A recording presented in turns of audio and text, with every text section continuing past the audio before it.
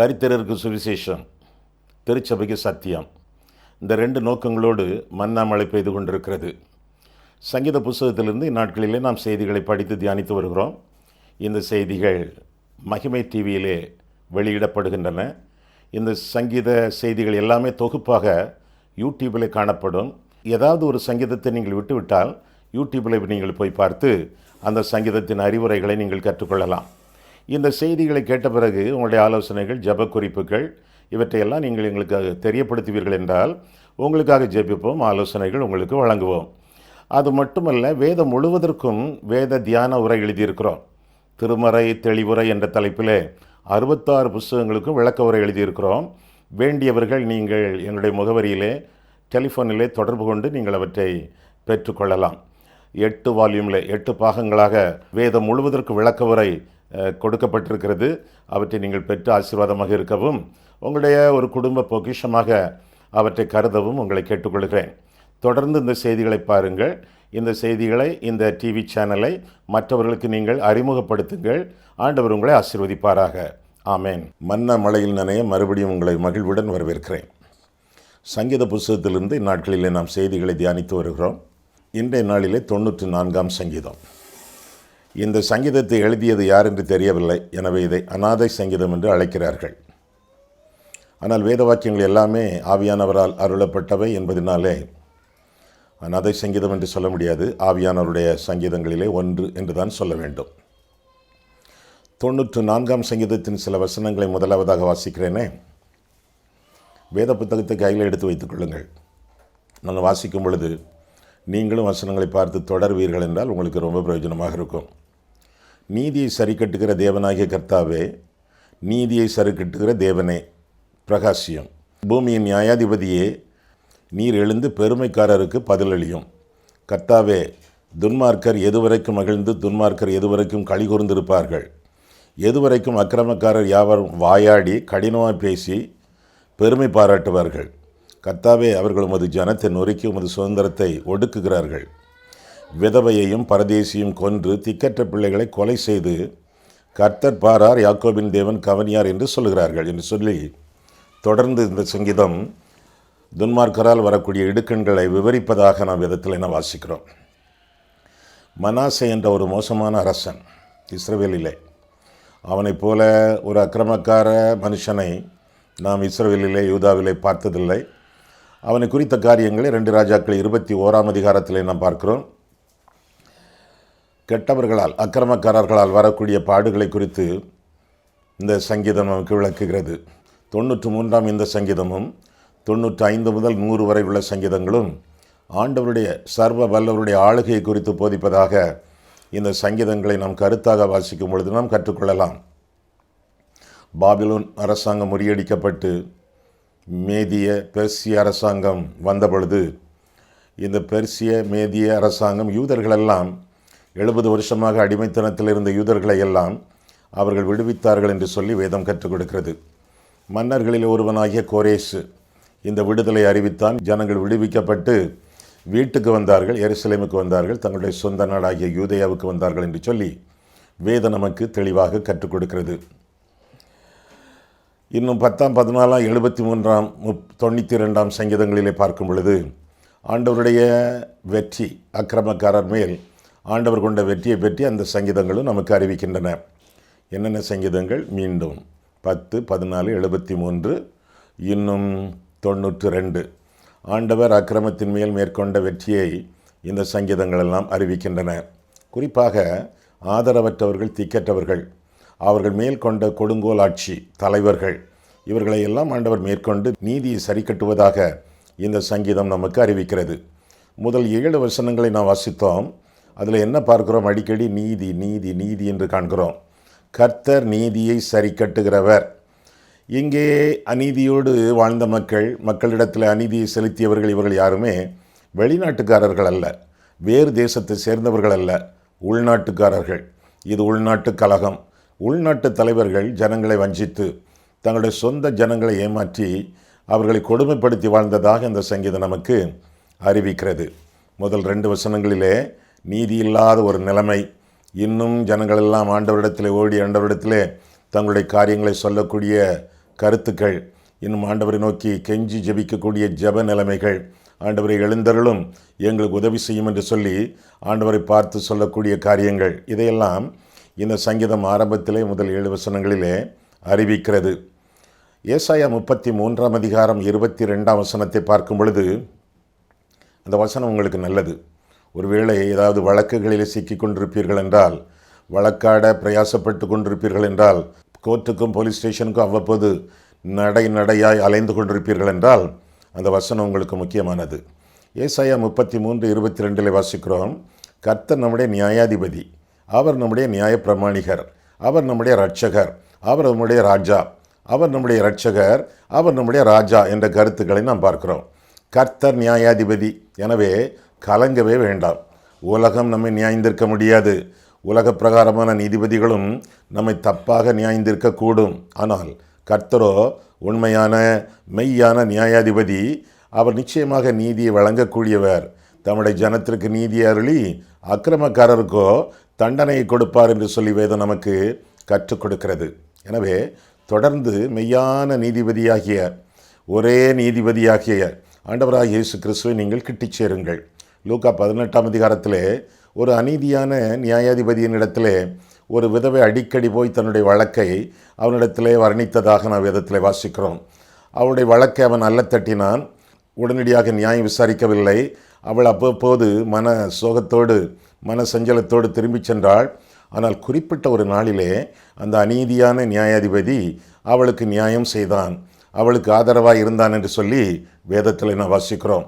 ஆக அநீதியான நியாயாதிபதியே நியாயம் செய்ய தன்னை அர்ப்பணித்திருக்கும் பொழுது நீதியுள்ள நியாயாதிபதியாகிய கர்த்தர் நமக்கு எவ்வளவு தூரம் மெய்யான நீதியை செலுத்துவார் என்று சொல்லி வேதம் நமக்கு கற்றுக் கொடுக்கிறது. அது மட்டுமல்ல, இந்த அக்கிரமக்காரர்கள் எல்லாரையுமே சங்கீதக்காரன் ஆண்டவரிடத்தில் விட்டு விடுவதாக நாம் பார்க்கிறோம். தான் நியாயந்தீர்க்காமல் இந்த நியாய தீர்ப்பை கடவுள் கைவசம் அர்ப்பணித்து விடுவதாக பார்க்கிறோம். ஏனென்றால் ஆண்டவர் சொன்னார், பழிவாங்குதல் எனக்குரியது, நானே பதில் செய்வேன் என்று சொல்லி கர்த்தர் கற்பித்தார். அதே காரியங்களை இந்த சங்கீதத்திலே நாம் பார்க்கிறோம். ரோமர் 12 அதிகாரம் பாருங்கள். ரோமர் 12 அதிகாரத்திலே நான் வாசிக்கும் பொழுது, ரோமர் 12 அதிகாரம் 17 வசனம் முதல் நான் வாசிக்கும் பொழுது பாருங்கள் வேதத்தை. ஒருவனுக்கும் தீமைக்கு தீமை செய்யாதிருங்கள், எல்லா மனுஷருக்கு முன்பாகவும் யோக்கியமானவைகளை செய்ய நாடுங்கள், கூடுமானால் உங்களால் ஆன மட்டும் எல்லா மனுஷரோடும் சமாதானமாய் இருங்கள். பிரியமானவர்களே, பழி வாங்குதல் எனக்குரியது, நானே பதில் செய்வேன் என்று கர்த்தர் சொல்லுகிறார் என்று எழுதியிருக்கிறபடியால் நீங்கள் பழி வாங்காமல் கோபாக்கினைக்கு இடம் கொடுங்கள். நீங்கள் பழி வாங்கக்கூடாது. கர்த்தருக்கு அந்த பழி வாங்குதலை கையெழியுங்கள், கர்த்தர் பார்த்து கொள்ளுவார். அடுத்த வசனம் பாருங்கள், 20 முதல். அன்றியும் உன் சத்துரு பசியாயிருந்தால் அவனுக்கு போஜனங்கொடு, அவன் தாகமாயிருந்தால் அவனுக்கு பானங்கொடு. தாகமாயிருந்தால் தண்ணீர் கொடு என்று இருக்க வேண்டும். பானங்கொடு என்று சொல்லி வேதம் சொல்லுகிறது. ஆவியானவர் சொல்லுகிறார், குளிர்பானம், ஜூஸ் இதையெல்லாம் கொடு என்று சொல்லி வேதம் சொல்லுகிறது. தாகமாயிருந்தால் அவனுக்கு பானங்கொடு. யாருக்கு? சத்துருவுக்கு, விரோதிக்கு, பகைவனுக்கு. நீ இப்படி செய்வதனால் அக்கினி தழலை அவன் தலையின் மேல் குவிப்பாய். நீ தீமையினாலே வெல்லப்படாமல் தீமையை நன்மையினாலே வெல்லு என்று சொல்லி வேதம் நமக்கு அறிவிப்பதாக வேத புஸ்தகத்திலே நான் வாசிக்கிறோம்.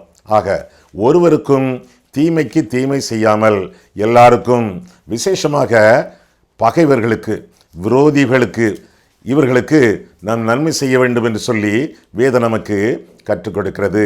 இன்னும் மத்தேயு 5 அதிகாரம் பாருங்கள். மத்தேயு 5 அதிகாரம் மலை பிரசங்க அதிகாரம். அதையிலே நாம் பார்க்கும் பொழுது மத்தேயு 5 அதிகாரம் கடைசி சில வசனங்களிலே நாம் காண்கையில் என்ன வாசிக்கிறோம்? 44 வசனம் முதல். மத்தேயு 5:44 முதல். நான் உங்களுக்கு சொல்லுகிறேன், உங்கள் சத்துருக்களை சிநேகியுங்கள். எப்படி?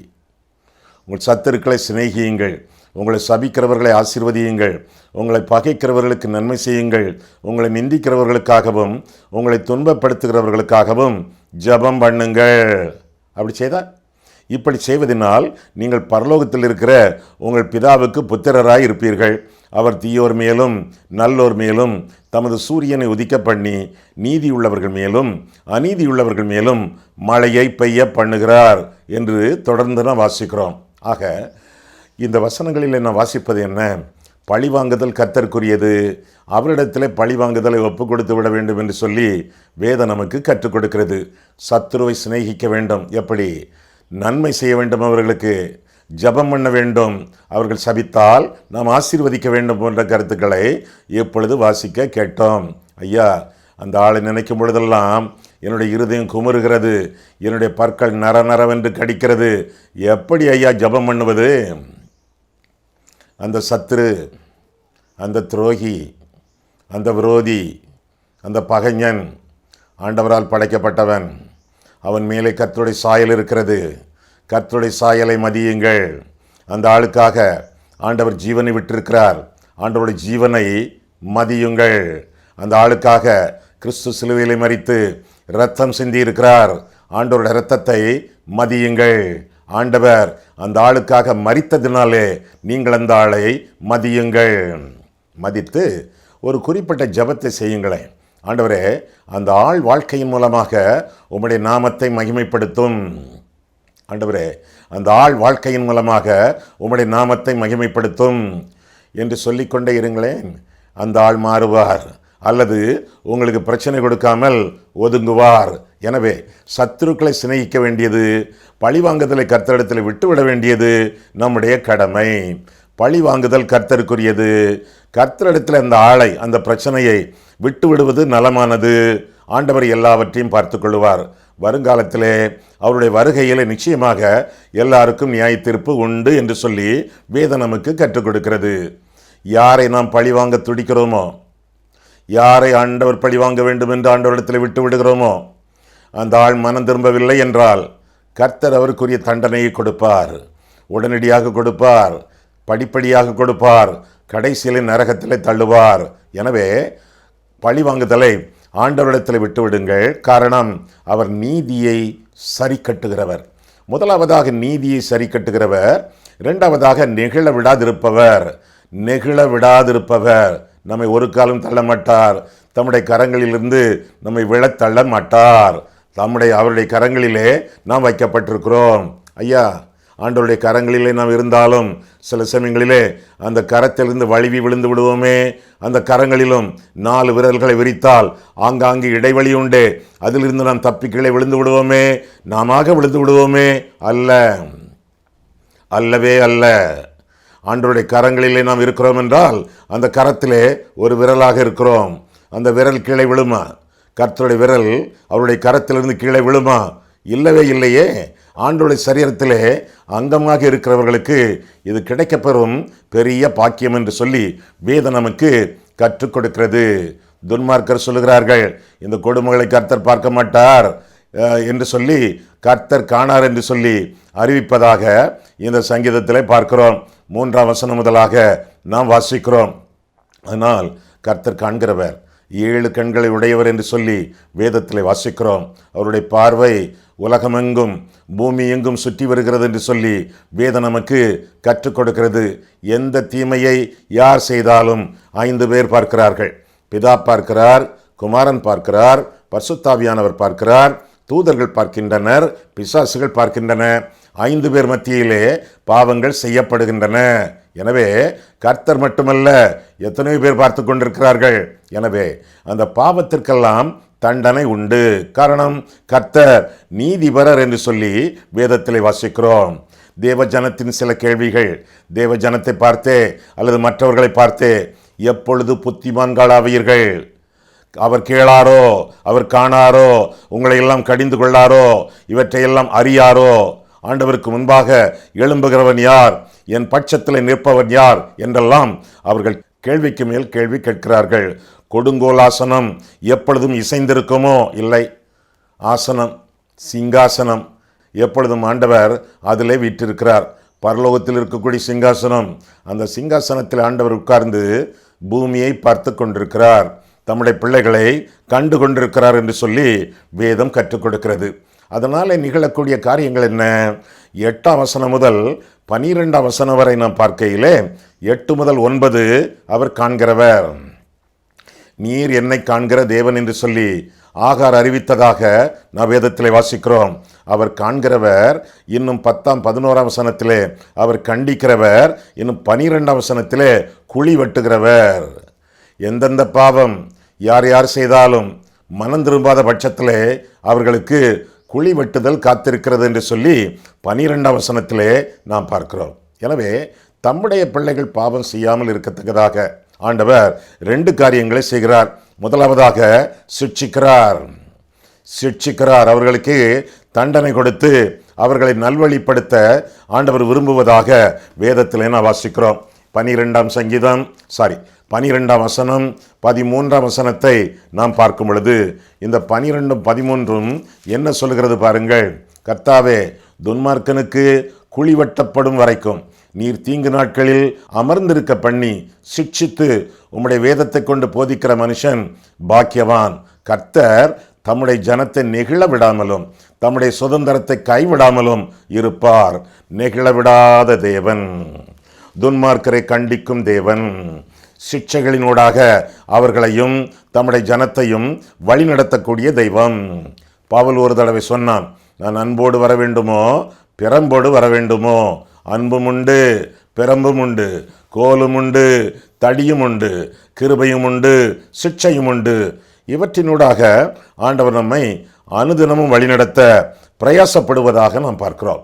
ஆக இப்படி துன்பமான சூழ்நிலையிலே அக்கிரமக்காரர்கள், பகைவர்கள், ஆண்டவரை அறியாதவர்கள், அனுதினமும் நமக்கு தொந்தரவு கொடுத்து கொண்டிருக்கிறவர்கள், இவர்களை குறித்து நாம் எண்ணும் பொழுது நாம் என்ன செய்ய வேண்டும், விசுவாசிகள் என்ன செய்ய வேண்டும் என்று சொல்லி பார்த்தால் 12ஆம் வசனத்திலே அமர்ந்திருங்கள், நானே தேவன் என்று அறிந்து கொள்ளுங்கள், அமர்ந்திருங்கள் என்று சொல்லி 46ஆம் சங்கீதம் 10ஆம் வசனத்திலும் நாம் காண்கிறோம். இரண்டாவதாக ஆண்டவருடைய வசனத்தை தியானியுங்கள். 13ஆம் வசனத்திலே 8ஆம் வசனத்திலே துன்பமான புயல் உங்களை சூழ்ந்து கொண்டிருக்கும் பொழுது கர்த்தருடைய சமூகத்துக்கு வாருங்கள், அவருடைய வேதத்தை தியானியுங்கள், உங்களுடைய கேள்விகளுக்கெல்லாம் அங்கே பதில் உண்டு. அவ்வப்போது உங்களை ஆற்றி தேற்றி அரவணைத்து தம்முடைய நீதியின் பாதைகளிலே வழிநடத்துவது மட்டுமின்றி கர்த்தர் உங்களை காத்து கொள்வார். காரணம், அவர் உங்களுக்கு கேடகமாக இருக்கிறார், துருகம் கோட்டையாக இருக்கிறார், அடைக்கலம் ஆதரவாக இருக்கிறார் என்றெல்லாம் வேதத்திலே வாசிக்கிறோம். முதலாவதாக அமர்ந்திருங்கள், இரண்டாவதாக ஆண்டவரை தியானியுங்கள், மூன்றாவதாக அவரை பின்பற்றுங்கள் என்று சொல்லி கூட வேதத்திலே நாம் கற்றுக்கொள்கிறோம். ஆக தெய்வம் நம்மை நெகிழ விடாதிருக்கிறவர். முதலாவதாக நீதியை சரி கட்டுகிறவர், இரண்டாவதாக நெகிழ விடாதிருக்கிறவர், மூன்றாவதாக வேதத்தில் நாம் வாசிக்கிறோம், அவர் நம்பத்தக்கவர். மனுஷனை நம்புவதை பார்க்கலும் கர்த்தர் பேரிலே பற்றுறுதியாய் இருப்பது நலம் என்று சொல்லி வேதம் நமக்கு கற்றுக் கொடுக்கிறது. அவர் மட்டுமே இந்த உலகத்திலே நம்பத்தக்கவர். நாசியிலே சுவாசமுள்ள மனுஷனை நம்பாதே என்று சொல்லி வேதம் சொல்லுகிறது. ஒருவரையும் நம்பாதே என்று சொல்லி வேதம் கற்றுக் கொடுக்கிறது. சிநேகிதனை நம்பாதே, உன் படுக்கையில் இருக்கக்கூடிய உன் மனைவியை நம்பாதே. நம்பத்தக்க ஒரே நாயகர் தெய்வம், ஆண்டவராக இயேசு கிறிஸ்து என்று சொல்லி கடைசி சில வசனங்களிலே நாம் பார்க்கிறோம். எந்தெந்த வசனங்களிலே நாம் பார்க்கிறோம்?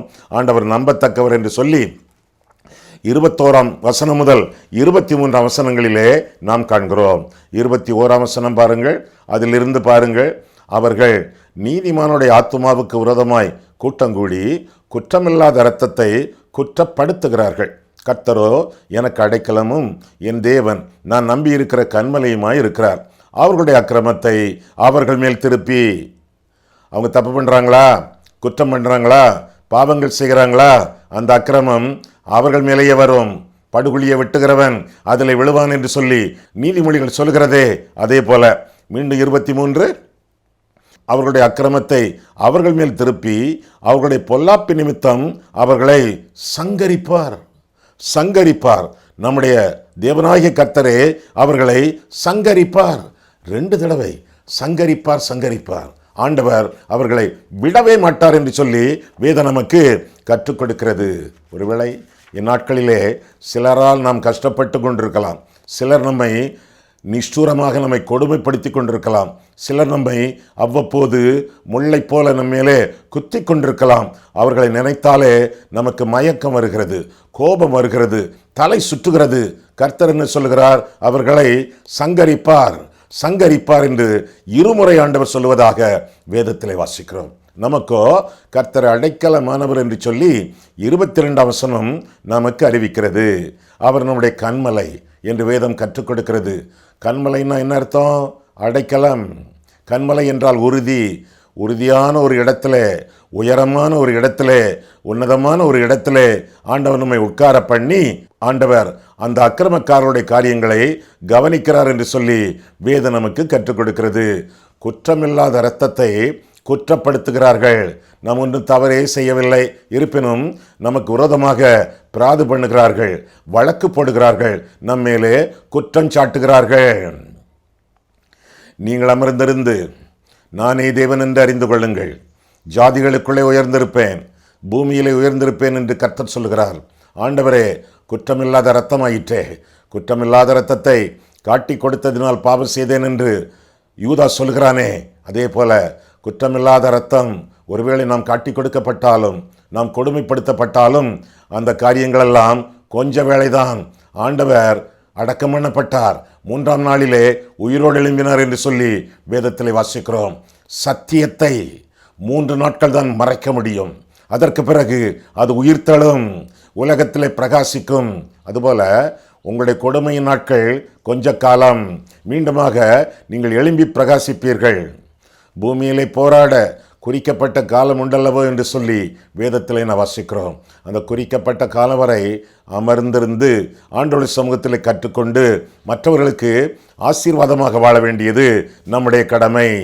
அவர்கள் மேல் அவருடைய அக்கிரமத்தை திருப்புவார் என்று சொல்லி வேதம் கற்றுக் கொடுக்கிறது. உத்தமர்களை மோசப்படுத்தி பொல்லாத வழியில் நடத்துகிறவன் தான் வெட்டின குழியிலே தானே விழுவான், உத்தமர்களோ நன்மை சுதந்திரித்துக் கொள்வார்கள் என்று சொல்லி நீதிமொழிகளிலே நாம் வாசிக்கிறோம். ஆக எந்த விதமான கவலையும் இல்லாமல், எந்த விதமான கஷ்டத்தையும் நீங்கள் படுகிறோம் என்று நீங்கள் புலம்பாமல், கண்ணீரும் விடாமல் கர்த்தரையே நோக்கி பார்த்து பிழைத்து பிரகாசமடைந்து ஆண்டவருக்காக உங்களுடைய வாழ்க்கையை அர்ப்பணித்து வாழுங்கள். ஆமான் கர்த்தருடைய ஜனங்களுக்கு விரோதமாக குழி வெட்டினானே, அதுவும் மட்டுமல்ல, மொர்தெகாய்க்கு ஒரு தொழுமரத்தை, ஒரு தூக்கு மரத்தை பண்ணினானே. என்ன நடந்தது? கடைசியாக எல்லா அக்கிரமங்களும் அவன் மேலே, அவன் குடும்பத்தின் மேலே, அவனுடைய சம்பத்தின் மேலே விழுந்தது என்று சொல்லி வேதத்திலே வாசிக்கிறோம். அவனுடைய ஜாதியையே, அவனுடைய குலத்தையே, அவனுடைய ஜனங்களையே ஆண்டவர் அழித்து போட்டார் என்று சொல்லி வேதம் நமக்கு கற்றுக் கொடுக்கிறது. எனவே துன்மார்க்கன் அவனுக்கு கொஞ்ச நேரம்தான் என்று சொல்லி வேதம் சொல்லுகிறது. கொஞ்ச நேரம்தான், அதற்கு பின்பு துன்மார்க்கன் இரான் என்று சொல்லி வேதம் கற்றுக் கொடுக்கிறது. ஒரு வழியாய் உங்களுக்கு எதிராக புறப்பட்டு வருவார்கள், 7 வழியாய் ஓடி போவார்கள் என்று சொல்லி வேதம் கற்றுக் கொடுக்கிறது. நமக்கோ 10ஆம் வசனத்திலே கர்த்தர் ஆறுதல் அளிக்கிறவர், 22ஆம் வசனத்திலே அடைக்கலமானவர், 23ஆம் வசனத்திலே அக்கிரமக்காரர்கள் கைகளிலிருந்து ஆண்டவர் நம்மை விடுவிக்கிறவர் என்றெல்லாம் நாம் வேதத்திலே வாசிக்கிறோம். ஆமா, இந்த ஆசீர்வாதம் யாருக்கு? எல்லாருக்குமா?